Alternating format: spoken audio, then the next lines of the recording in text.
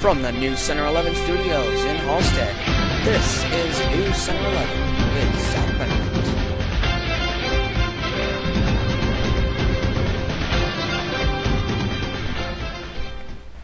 Hello everyone, welcome to Newscenter 11. I'm Zach Benedict.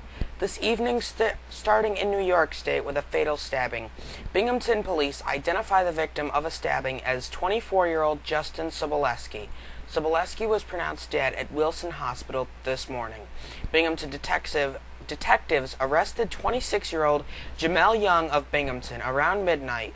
Around midnight, police were called to a reported stabbing at 198 Court Street. Witnesses say Young was aggressively flirting with a girl inside one of the apartments. That's when he got in a fight with Sobolewski.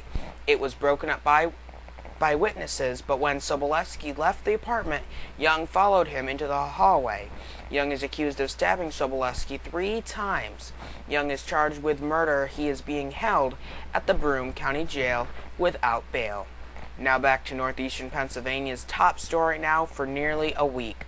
Days after 3 tornadoes touched down in Susquehanna, Wayne, and Pike counties, at least one business owner is just starting to clean up all the damage.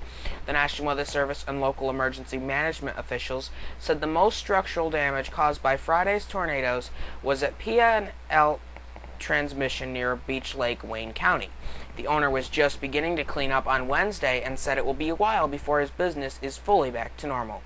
Sheet after sheet of metal roofing was tossed from one of 4 buildings at P&L Transmission in Berlin Township. The damage was caused by a tornado, according to the National Weather Service. Now owner Pete Lazeri is trying to get back in business. With the tarp already on one roof and family and friends working on the other, the Lazeri said it will not be easy. Piles of wood and metal will have to go, and a whole building will have to be demolished. Lazeri said he is cleaning up what debris he can, making sure the buildings are safe before going in to see what can be salvaged.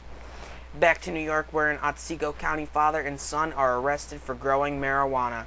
The Otsego County Sheriff's Office arrested Thomas Tucalo and his father, Nicholas, this morning after discovering 58 marijuana plants growing behind their house on Burdick Avenue in Edmondson. Both were issued tickets to appear in the town of Edmondson court on August 9th. If convicted, they each face 1 year behind bars. Now back to Pennsylvania, where a controversial burned-out train station in Monroe County is being demolished. Work to take down the Dansbury Depot in East Stroudsburg began Thursday morning. Some people fought to save the old train station from the wrecking ball. A judge ruled Wednesday afternoon in the developer's favor. The developer plans to build a restaurant and apartments where the station once stood. Now to Lackawanna County in Pennsylvania, where a lot of frustrated drivers Thursday on Interstate 81 in the Scranton area trying to go north were found. PennDOT said the backup was due to road work that was delayed after Wednesday night storms. PennDOT officials said the work was done the first time while most of us were sleeping, but then the rain came and washed all away the freshly painted white lines. From the Davis Street Montage Mountain Road exit 182, to the River Street exit off 184 on Interstate 81 northbound, things were moving slowly. Overnight, concrete barriers were installed and new lane lines were painted to direct cars to drive on either side of the barriers. Those new lines were washed away when it rained overnight. The project manager said the barrier and line painting operation involved 6 different contractors, all scheduled weeks in advance. So seeing a forecast of 30% chance of rain, they took a chance. It was a decision that led to double work and major traffic tie-ups. And coming up next on Newscenter 11, find out what has been ruled with that tire fire in Luzerne County. Then, travel troubles? Not anymore for some residents in the southern tier. Find out what's helping them get around. And later, find out what changes the Susquehanna River Basin Commission is proposing. Those stories and main weather next on Newscenter 11.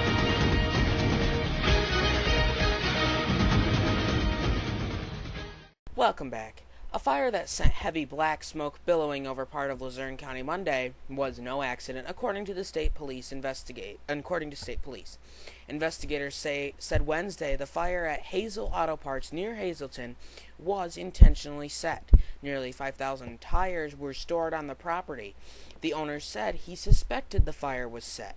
Anyone with information about the tire fire is asked to call the state police fire marshal at 570-4 459-3890. Passengers now can come and go from the new transportation hub in downtown Binghamton. The Greater Binghamton Transportation Center opened at 6 a.m. Wednesday. It's at the corner of Shenango and Henry Streets. The hub houses the Greyhound, Shortline, and Coach USA buses, but there is still a lot of construction to be done and in and outside the center. The old Shortline building will be torn down to put in a parking lot. There will also be a restaurant inside and spaces for businesses to rent out. The BC Transit will be moving to the hub by September. Most of the $14 million project is covered by federal and state aid. Coming up next on Newscenter 11, find out the changes that the Susquehanna River Basin Commission has in store. And speaking of in store, we'll check on the Storm Center 11 forecast right here on Newscenter 11. Welcome back to Newscenter 11. When natural gas companies use water from local rivers, streams, or creeks to drill, a federal commission says nearby landowners will be made aware. The Susquehanna River Basin Commission, or the SRBC, held a public hearing tonight to discuss proposed policy changes for companies using the Susquehanna water basin, like natural gas drilling companies, which would extract large amounts of water for hydrofracking if and when drilling is allowed in New York. The SRBC wants these companies to notify residents living within a half-mile radius of the location of desired ground or surface water. It's also asking that those companies publish a notification in local newspapers within 10 days of submitting an application for water withdrawal. The Commission will make a final decision whether to implement these changes in September. The Susquehanna River Basin drains 27,510 square mile area covering parts of New York, Pennsylvania, and Maryland. A much-needed improvement in the weather today. How much longer will it last? Find out next with the Storm Center 11 forecast. Next on News Center 11. Time once again to check on the Storm Center 11 forecast here, and we're going to go to the WeatherBug Neighborhood Network here. In New Milford, I have a 75, in Rome 72, State College at 80, Frackville at 85, Sunbury at 84, Selinsgrove at 84 as well. Our current conditions at the studios in Halstead: temperature 76, our dew point is 53, the pressure 29.93 inches and steady. Looking at the infrared satellite imagery here, you can see the cold front passing through Pennsylvania late last night, and some showers and clusters of thunderstorms are starting to fire up in the southeastern states, but that's just their time. This is just their thing this time of year. Zooming in closer to Pennsylvania here does show that we have clearing, just some lingering clouds in central Pennsylvania, but they will die down within about 2 to 3 hours by the looks of it. Visible satellite loop over 6 hours. Cold front very well defined in Maryland. Here, Virginia, you will see those the rain more defined on the radar, and just some cloudiness skipping through the Midwest. That's going to be our next player here in the weather system. Taking a look at the Doppler radar loop over the past couple of hours, there are those severe storms in Maryland or Virginia that I was talking about. They're tornado warning storms over in today. And this next graphic here, those lines that you see through the middle with all the jiggles in them, with all the basically all these curvy lines, that's the jet stream. That's what we're forecasting here for the future jet stream. And what we're watching is a trough is going to dip down in over northeastern Pennsylvania, but then it's going to reform into a ridge with a trough out west. But putting this all into a forecast here, tonight, clear, the lows 50 to 57 for the sleep condition index. I'm giving it a 9. Perfect sleeping weather. Leave your windows open. No air conditioning will be needed tonight. Put the fans in and let the cold air begin. Tomorrow, partly cloudy, a shower possible later in the day. The highs 77 to 81. Looking at the 7-day forecast here for tomorrow, Friday, mostly sunny, the high 79, the low 53. Saturday, mostly sunny, the high 79, the low 60.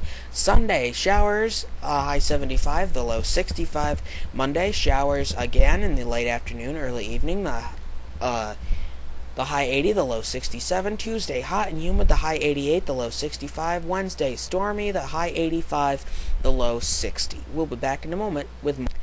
And that's all the time we have for News Center 11 on this Thursday. We hope you see you again tomorrow. Have a great night.